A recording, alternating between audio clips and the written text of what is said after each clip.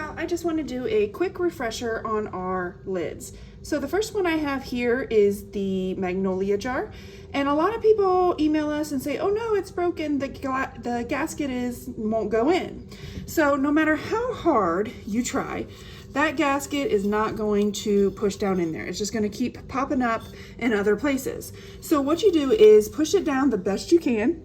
It's still going to lift somewhere, but take your jar, screw the lid on, and then when it comes back off, it is pushed down inside and nowhere pops up. So the reason for this is if it fit in there perfectly, every time you went to put it on, it would just fall off. So it is a little bigger than inside, and you can take your nail or you can take a butter knife and you can peel it back out. And again, you try to put it in, it's going to bunch up. Put it on, squeeze tight, take it back off, and there you have it. So the other thing I wanted to mention is our HydroFit lids. So our HydroFit lids, we have redesigned.